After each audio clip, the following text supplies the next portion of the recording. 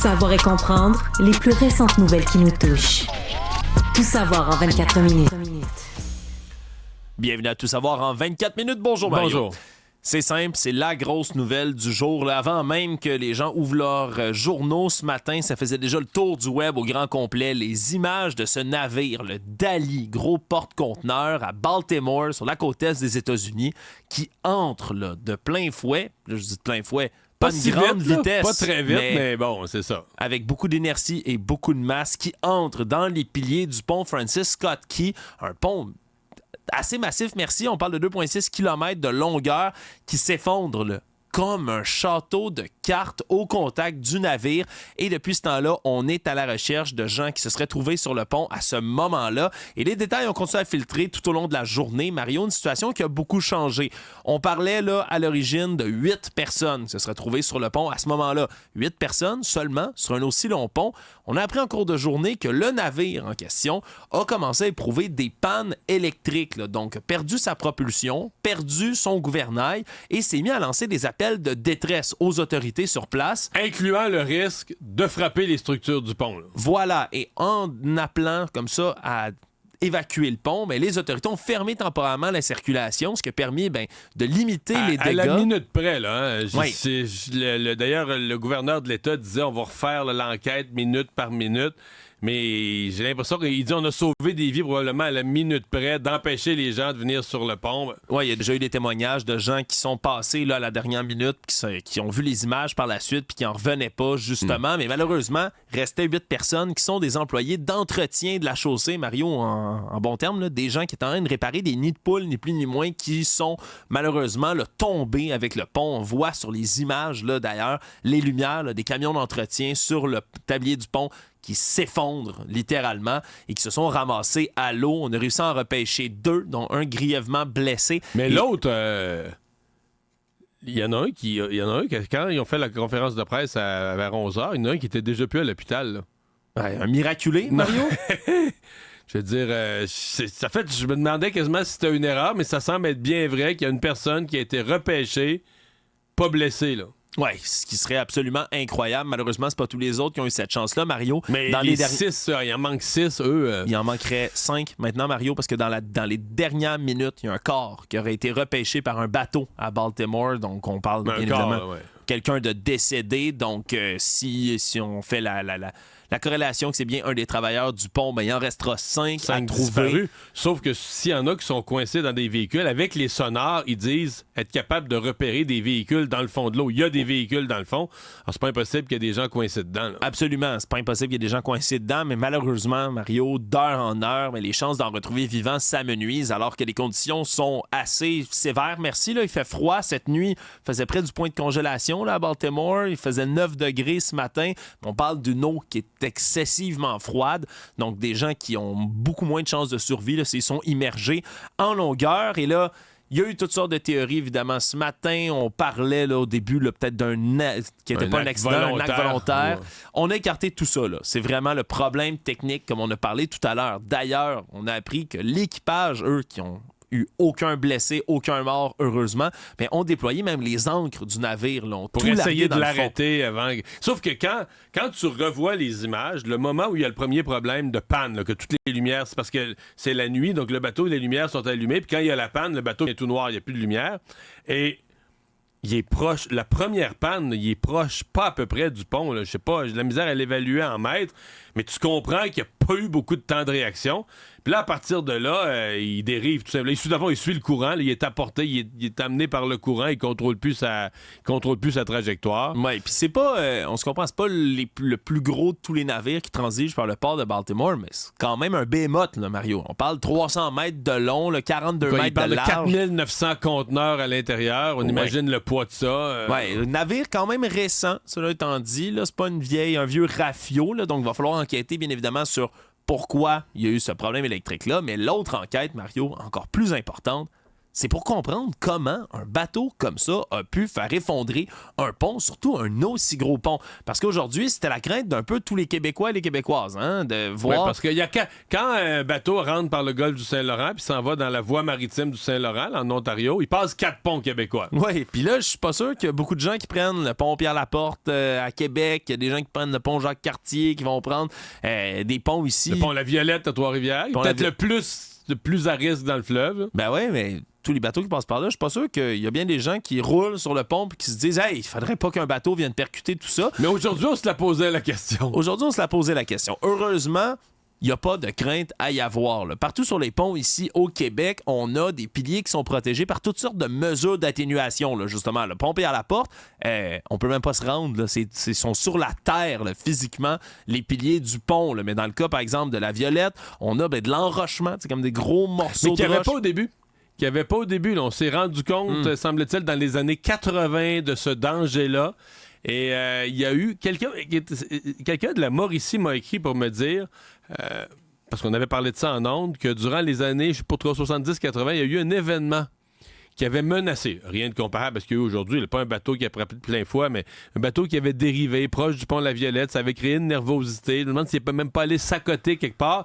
Et donc, après ça, il y a eu une étude, on a vu le danger, et donc c'est enroché. Donc on a mis, et c'est pas très profond, là, le fleuve est pas très profond, donc c'est vraiment comme une montagne de roches autour du pilier, qui fait que si un bateau partait à dérive, il reste à côté là-dessus, il pourrait pas se rendre à aller frapper le pilier. Absolument, même chose. Par exemple, ici, pont Jacques-Cartier à Montréal, c'est du béton. Là. On pouvait voir là, près des piliers des énormes là, blocs de béton qui sont situés à la base. Tout ça là, est fait justement là, par les ingénieurs pour éviter ce genre de scénario-là. Mais là, on le voit, les gens qui nous regardent à la télé, vous le voyez, ces images présentement, c'est comme, c'est des poteaux assez légers. Là. Les ingénieurs à qui je parlais aujourd'hui disaient, tu vois que c'est fait pour supporter de la pression venant du haut, là, un poids énorme du pont, mais de côté, frapper de côté, c'est pas énormément solide, là, ces structures-là. Ça pouvait pas résister là, au poids immense d'un bateau comme ça, là, avec son chargement, avec sa cargaison. Oui, exactement. Donc, toute une tragédie. Là, ça va être suivi de près. On va essayer de comprendre là, lors de l'enquête. Puis une fois que les recherches là, pour les corps vont être terminées, on va comprendre peut-être plus en détail comment ça a pu s'effondrer. Mais vraiment, les images qui ont fait le tour du monde. J'imaginais l'équipage, parce que quand tu regardes les images, tu comprends que l'équipage n'a pas été blessé parce que pour le bateau, ça brasse pas tant que ça. Ça cogne, ça va comme à côté, ça cogne un peu, puis il n'y a pas l'air d'avoir une violence de choc dans le... Ça a dû donner un coup là, dans le bateau, mais pas pour avoir des morts. Mais eux, là, ils ont-tu dû capoter juste avant, quand ils se sont rendus compte qu'ils allaient frapper la structure du pont, puis écoute, je sais pas, t'es dans un bateau, ils ont dit il y avait 27, quelque chose comme ça, 20 quelques membres d'équipage. Tu vois les structures du pont tomber autour de toi, un pont majeur là, quand même de la ville de Baltimore, tu dois capoter pas un peu. Oui, tout un axe économique. Là. D'ailleurs, j'ai consulté là, des sources d'un chaîne d'approvisionnement aujourd'hui qui disaient que, OK, là, ça va pas venir là, tout massacrer l'approvisionnement, mais quand même, on parle de plusieurs milliers... On parle d'un impact économique. Là. Ouais, plusieurs milliers de camions qui quittent le port de Seattle tous les jours. On dit que c'est des produits congelés. De Baltimore. Particulièrement. De Baltimore. Des produits congelés, semble-t-il. Tout ce qui est surgelé, beaucoup de tout ça qui circule dans ce port-là. Et malheureusement, Mario, chaque fois qu'on a un événement majeur de ce genre-là, il y a des théoriciens du complot, des gens de la complosphère en ligne, qui se mettent à repartager de la désinformation, et complètement... Toutes sortes d'hypothèses qui expliqueraient l'inexplicable. Voilà. Et là, on a les suspects habituels aussi qui étaient à l'œuvre tôt ce matin. Le complotiste bien notoire, là, Alex Jones, qui était comme de mèche ce matin avec Andrew Tate, arrêté pour trafic sexuel, trafic humain, agression sexuelle et autres. Et quelle était leur thèse ce matin? Pourquoi tout ça arrivait? Cyberattaque, Mario. La Troisième Guerre mondiale était imminente ce matin. C'était une cyberattaque, c'est évident. Toutes les infrastructures digitales des États-Unis vont bientôt subir le même sort. On entre dans une période de guerre. Ça, c'est une cyberattaque, là. Ouais. Dans leur tête, c'était une cyberattaque. C'est venu aujourd'hui, Mario. C'était un peu ridicule. C'est débattable là, que ce soit une cyberattaque. Ouais. Disons que c'est très, très, très débattable, Mario. Puis après ça, il y avait d'autres trucs plus rigolos. Là. Quelqu'un qui se mettait à divaguer sur le fait que le navire s'appelle le Dali et qu'il y a une peinture aussi de Salvador Dali, duquel est tiré le nom là, de ce bateau-là, une peinture qui s'appelle Broken Bridge and the Dream. Puis il y a comme un pont Donc, brisé. Dany, à l'époque, savait déjà qu'un bateau, mais je pense pas que le bateau il est nommé d'après le peintre. J'ai l'impression que c'est plus un nom qui vient d'Asie du Sud-Est. Le bateau est bas pavillon de Singapour. Mais c'est une coïncidence, Mario? Regarde, il y a des gens honnêtement sur les réseaux sociaux qui vont publier toutes sortes de trucs, mais surtout, puis c'est peut-être là que c'est le plus grave un peu, Mario, des gens en ligne qui disent un peu n'importe quoi. OK, on peut prendre ça. Mais après ça, j'ai fait le tour quand même de nos beaux réseaux, de nos voisins du Sud, là, à commencer par Fox News. Ce matin, l'animatrice Maria Bartiromo, elle, a reçu quelqu'un en disant « Ouais, là, on le sait, là, il y a un pont, c'est effondré, c'est terrible.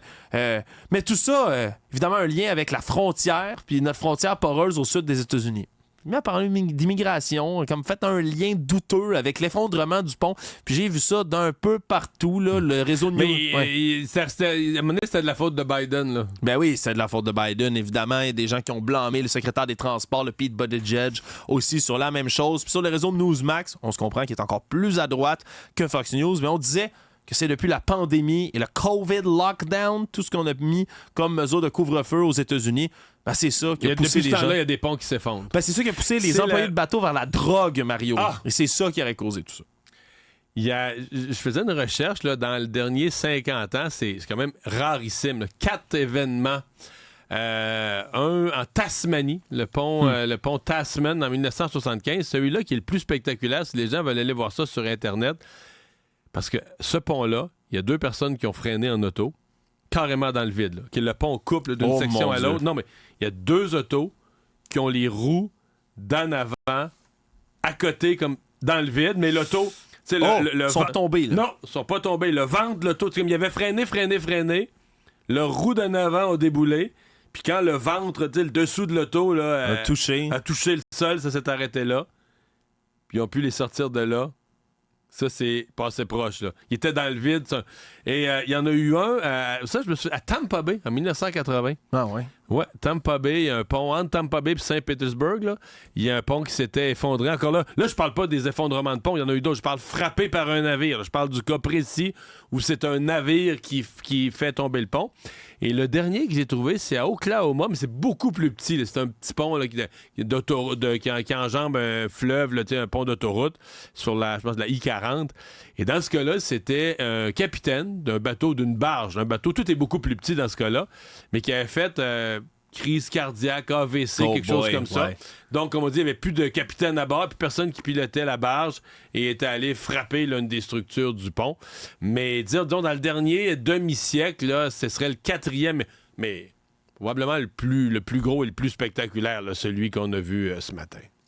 Tout savoir en 24 minutes. Si on vient au Québec maintenant, il y a un débat qui a été réclamé par les partis d'opposition à l'Assemblée nationale sur un projet qui avait été mis sur la glace, mais qui est relancé en ce moment, celui de reconnaissance faciale au Québec. Là, on veut, du côté du ministère d'Éric Kerr, donc de la cybersécurité du numérique, créer un peu ce projet de reconnaissance faciale, là, d'avoir vraiment une banque de visages, d'images qui pourrait, mais après ça, être réutilisée éventuellement pour toutes sortes d'autres projets, permettre, oui, de s'identifier avec son profil là, sur le gouvernement du Québec, mais aussi, éventuellement, d'avoir peut-être le fameux passeport numérique entier qu'on vise à atteindre dans un futur plus ou moins rapproché, Mario.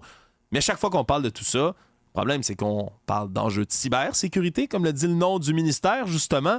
Puis il y a des inquiétudes là, qui fusent de partout, surtout au vu de comment on a géré certains dossiers de cybersécurité dans les dernières années, Mario. Puis comment la SAAC a géré sa transition numérique l'année passée, sa modernisation qui a été chaotique. Mais je pense aussi, sincèrement, les gens sont rendus méfiants. Tu sais, quand tu leur dis, OK, là, vos données biométriques, donc la structure de votre visage là, va être conservée. Bon, pour fin d'identification, vous vous présentez à la SAAC, on sait bien que c'est vous. Bon, OK. Mais là, c'est parce que si tu me reconnais, ça veut dire que tu as gardé les données dans un fichier. Fichier qui est conservé où? Comment? Qui a accès? Avec quelle sécurité? Avec quelle sécurité? Qui peut le consulter? Qui peut le partager? Comment ça peut être partagé? Est-ce que tu fais affaire avec toi, la SAAC, là, en informatique, tu fais affaire beaucoup avec des sous-traitants? Est-ce que les sous-traitants ont accès à ça? Est-ce qu'ils partent avec les fichiers Il y a tellement de questions, Oui. tellement de questions. Puis à chaque fois, là, ce matin, là, c'est nos collègues là, avec Alexandre Dubé qui recevait Steve Waterhouse, expert en cybersécurité, qui se sont posés exactement les mêmes questions. Parce que, honnêtement, on est toujours craintif. Là, puis on comprend qu'il faut avancer avec l'air du temps. Là, qu'il va falloir moderniser éventuellement tout ça. C'est quand même un bon moyen d'identification, là, la reconnaissance faciale. On l'utilise tous sur nos selles. Notre selle nous reconnaît, il débarre en voyant notre face. On se comprend que Samsung, Apple, puis tout ça font de la reconnaissance faciale déjà. Puis c'est peut-être pas non plus... Mais eux, ils jurent.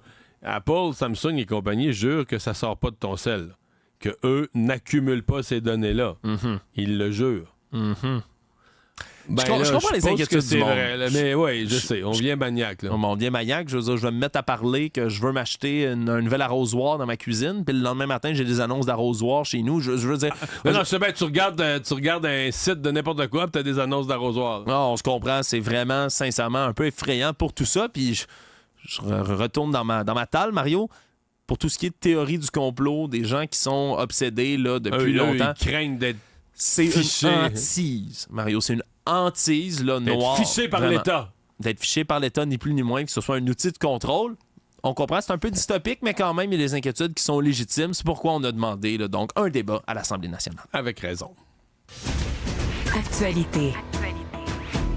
La ministre de l'Enseignement supérieur, Pascale Derry, a dû réagir aujourd'hui à un reportage là, qui a été tout d'abord publié par Radio-Canada plus tôt aujourd'hui, qui faisait état d'initiations dégradantes, cette fois-ci à l'Université de Sherbrooke, et qui remonte à l'automne dernier. Et là, dit songer à interdire des pratiques comme celle-là, même si elle n'est pas rendue à cette étape-là directement. Parce qu'on se comprend, les initiations dans toutes sortes de milieux, on en a parlé beaucoup avec les événements excessivement dégradants, violents, sexuels. Dans les clubs sportifs, là. Dans les clubs sportifs. Et là, ça revient encore une fois dans les cégep et universités. Parce que dans les dernières années, Mario, depuis le mouvement MeToo, on s'est doté de codes de conduite autour de tout ça, auprès des associations d'étudiants, auprès des universités elles-mêmes. Moi, ma fille l'a vécu, là, c'était tout organisé. Il y avait carrément des jeunes de l'association étudiante qui étaient des espèces de vigies qui s'assuraient que à tout moment, on expliquait aux jeunes que si ça te convient plus, si t'es plus à l'aise, si t'avertis, tu sais, c'était structuré. Puis il n'y avait pas. Mais là, c'est parce que là, c'est le département de biologie de l'Université de Sherbrooke. Ouais. On parle de faire boire de l'urine animale, toutes sortes d'affaires, des affaires vraiment dégueulasses. C'est ça. Tous les classiques ignobles, là, beaucoup de nudité, manger des trucs dégueulasses, manger du vomi, de l'urine, mettre des pieds dans des toilettes chimiques. Non, vraiment, des choses dégoûtantes. Mais surtout, Mario, c'est l'espèce de fait qu'on pousse les gens, là, qu'on met une pression gré, là, particulièrement forte pour que ça arrive. Puis j'étais jusqu'à il y a pas longtemps à l'université, là, il y a quelques années quand même de ça. Mais je te dirais, moi, l'année où j'ai été initié, Mario, c'est l'année, là, quelques mois avant le MeToo. Je peux te dire que ça a changé là, du tout au tout, de l'année où j'ai été initié à l'année où moi-même là, je procédais, j'organisais tout ça. Ça a changé du tout au tout. Là. Puis dans les dernières années, c'est devenu beaucoup plus réglementé. Donc, une fois ça dit, est-ce qu'on va interdire toutes les initiations? C'est quand même... Je pense pas que c'est la solution dans tous les cas. Là. Puis c'est ce que semblait dire Mme Derry là, en disant... moi, je compte ça. L'interdiction généralisée, tu peux pas présumer... Ça va se faire en secret, sinon... Oui, puis là, pas juste ça. Monnaie, tu responsabilises les gens. Puis là, cette année, quand même, il y en a eu un dans un département d'une université. Est-ce qu'on va punir tous les élèves, tous les étudiants de partout pour ça? Non, mais en tout cas, ça serait peut-être pas la meilleure des idées, mais reste à voir pour le reste, Mario, parce que là, on a un cas sur lequel il semble qu'on va sévir. Est-ce qu'on a... J'ai pas vu, est-ce qu'on a une réaction de l'Université de Sherbrooke? Oui, c'était complètement inacceptable. Ils vont enquêter là-dessus aussi. Donc, ce sera à voir. Là, évidemment, c'est des événements isolés. Ça vaut quand même la peine de les rapporter lorsque ça arrive. Tout savoir en 24 minutes. On a eu toute une opération policière, Mario, ce matin à Montréal. On peut pas dire que les policiers chôment par les temps qui courent. Ouais, et pas d'un corps policier qui agit si souvent que ça là, sur le territoire montréalais. La GRC qui était sur place. La GRC seule, pas la GRC avec d'autres corps en unité conjointe. La GRC toute seule. Oui, tous ceux, en fait, qui sont allés chercher... En fait, ceux qui étaient conjoints avec eux, Mario, c'est les groupes tactiques d'intervention là, qui étaient appelés. Là, l'équivalent. Ceux du Nouveau-Brunswick, ceux de l'Ontario, ceux de partout. Oui, Québec, Colombie-Britannique, Ontario, Nouveau-Brunswick qui étaient sur place aujourd'hui pour procéder aux perquisitions. Près de 400 policiers qui ont participé à une frappe gigantesque qui venait viser, entre autres, la mafia montréalaise. Tu sais pourquoi ils voulaient autant de monde? Semble-t-il que c'est pas... Ils voulaient pas... Il y avait beaucoup dans leur affaire, là, l'accumulation de preuves documentaires, etc. Vous voulez pas qu'ils détruisent rien, là. C'est ça. Donc, la seule façon d'obtenir ça, c'était à la minute près de frapper tout le monde à la même heure. Fait que personne ne pouvait téléphoner aux autres pour dire, là, la police s'en vient, brûle les documents, ou, tu sais, des trucs. Il y avait... En frappant, mais pour ça, pour frapper à la minute près, je pense à 13 endroits différents. Oui. Ben là, il faut être du monde. Faut être du monde. Et du monde, il y avait, Mario, 13 arrestations qui ont été là, réalisées dans le cadre de cette frappe-là. On dit qu'il y avait, avant tout ça, des dizaines, au-dessus d'une dizaine d'agents d'infiltration. Là. Tu comprends? C'est des gens qui... C'est de longue haleine là, du travail d'infiltration, donc qui faisaient partie de tout ça, des informateurs aussi qui ont été mis à contribution, puis c'est particulièrement là, dans le domaine du trafic de stupéfiants, blanchiment d'argent, paris sportifs illégaux aussi, qu'on est venu frapper. Donc les policiers ne chôment pas par ces temps-ci, Mario, puis ils désirent vraiment là, se faire voir, particulièrement dans la région de Montréal. Économie. Bon, on revient sur une nouvelle catastrophique, Mario. Des gens qui ont commencé à voir, et aux États-Unis, mais maintenant à Ottawa, selon la chaîne anglophone CTV, des scanners à l'entrée des Costco pour scanner sa carte de membre. C'est fini. Rentre au Costco, pas de carte, Mario, pour manger ton hot dog à 1,50. Mais quand t'as pas une carte, c'est terminé. Corrige-moi, je pense que le restaurant était ouvert au public avant. Voilà. Mais là, on dit qu'on a vu... je pense que... J'ai peur que mon beau-père s'en remette pas. Je vais pas m'en remettre, Mario. Moi, je veux aller manger mon hot dog pas cher, gigantesque. T'es pas membre de Costco? Non. T'allais manger un hot dog? Ben, j'ai pas une famille à nourrir, donc je ne suis pas membre de Costco, mais non, effectivement, ça m'est déjà arrivé d'aller chercher un petit snack comme ça. Mais c'est terminé. Parce que c'était beau, bon, pas cher, là. C'est vraiment beau, bon, pas cher. Puis dans cette économie, je vais le dire comme ça, mais il y en a plus beaucoup des choses qui sont beaux, bonnes et pas chères. Mais là, cette fois-ci, ben... c'est vraiment fini selon des publications, entre autres, qui ont été recensées sur les réseaux sociaux. Là, aux États-Unis, maintenant, il y a des affiches là, qui disent aux gens, vous ne pouvez plus venir dans le restaurant, ça prend une carte de membre. Puis en parallèle, c'est comme 2 nouvelles Costco aujourd'hui. Mais là, on voit de plus en plus ces scanners qui sont installés dans les magasins américains. Ça fait des mois que ça s'implantait. Mais là, à Ottawa, on en aurait vu un premier exemplaire. Donc, les gens qui vont devoir venir scanner leur carte. Puis, avoir les réactions sur les réseaux sociaux, Mario, je pense que pas juste certaines personnes ou quelques personnes qui rentraient sans avoir leur carte ou encore qui rentraient avec la carte de quelqu'un d'autre. Il y en avait pas mal. Il y a du monde qui sont fâchés. Mais tu sais, l'expérience, parce que là, on dit les gens vont être insultés, ils vont peut-être perdre du monde. Tu te souviens-tu du moment où Netflix avait annoncé que tu pourrais plus être 2, 3, 4, 5 de la même famille sur le même compte? Ouais. Puis on avait dit, ils vont perdre du monde avec ça. Et ça a prouvé, quand ils ont présenté leurs résultats financiers le trimestre d'après ou 2 trimestres après, la preuve qu'ils ont faite, c'est exactement le contraire. Là. C'est que ils n'ont pas perdu personne, mais que tous ces gens qui se faisaient mettre dehors de la carte de membre de leur père, de leur mère, de leur soeur, de leur frère, ben qu'est-ce qu'ils ont fait? Ils ont pris des abonnements. Ils sont allés chercher leur propre carte de membre. Fait que, ça veut pas dire qu'ils n'en ont pas perdu un, mais ceux qui ont perdu versus ceux qui ont gagné, là, la mesure a fait augmenter. Alors, je serais pas surpris que la même affaire elle arrive chez Costco, que tu te dis, ils vont choquer du monde, ils vont... Puis dans la rue, là, t'entends tout le monde qui parle contre Costco, mais que l'effet net, c'est plus de membres. Plus de gens qui payent leur carte. C'est un peu la même affaire avec Meta, Mario, qui a banni les nouvelles. On a tout dit, là, c'est outrageux, tout le monde va se mettre à boycotter ça. Finalement, c'est un incontournable. Ouais. Rien. Les gens regardent d'autres choses sur Facebook. Ouais. Le Monde. On sait que l'ex-président Donald Trump aux États-Unis se cherche tous les moyens possibles en ce moment d'accumuler de l'argent, là, non seulement pour sa campagne électorale, mais aussi pour payer la caution qu'il doit remettre dans le cadre du procès pour fraude financière de son entreprise. Déjà hier, une bonne nouvelle pour lui, la caution a été sensiblement réduite, là, cet argent qu'il devait mettre en gage. Mais là, aujourd'hui, une nouvelle initiative qui va peut-être pas lui rapporter directement, mais presque, Mario, un partenariat rémunéré de vente de Bible, Mario. Parce que c'est son livre préféré, comme dit M. Trump. Son livre préféré de tous les temps, la Bible. Et ça, c'est une conversion tardive. Très tardive. Parce que ceux qui l'ont connu ont toujours dit que c'était pas du tout un homme religieux. Mais quand c'est en allant en politique, je dis pas que c'est pour avoir des votes, là, je dis pas non, ça. Faudrait pas. Mais quand c'est en allant en politique, il s'est mis sur les questions d'avortement, sur tout ce qui plaît aux évangélistes, aux républicains, et c'est devenu très religieux. Oui, c'est un appel de pied qui fonctionne, Mario. Dans les églises évangéliques aux États-Unis, tout le monde est Trump. On est Trump au point d'en faire des sermons, Mario, dans plusieurs établissements. Puis on se rend pas compte que, le gars, T'as le droit, là, c'est un choix libre, mais lui, il était pas religieux. Il a jamais pratiqué, là. Il y a littéralement un procès contre lui parce qu'il a fait de l'adultère puis il a tenté de cacher tout ça avec des paiements à même l'argent d'une compagnie, ce qui est absolument illégal. Peut-être que c'est pas très chrétien. Péché. C'est un péché. Mais qui suis-je, Mario, pour juger ce qui est un péché ou pas? Dans tous les cas, c'est une nouvelle campagne qui s'effectue, qui s'appelle « Rendez sa foi à l'Amérique hein? », un peu en rappel de son fameux slogan, là, « Rendez sa grandeur à l'Amérique ». Donc, il ne reçoit pas d'argent directement de ses Bibles vendues 59,99, mais c'est un partenariat payé. Tu sais que si tu fais « Make America Faithful Again », t'es proche de mafia. C'est vrai? C'est vrai, Mario? C'est très vrai. En tout cas, regardez, allez acheter de ces très belles Bibles, mesdames et messieurs, si vous le voulez, aux États-Unis. Sachez par contre que vous allez peut-être aider M. Trump par la bande au travers de tout ça. Résumer l'actualité en 24 minutes, c'est mission accomplie.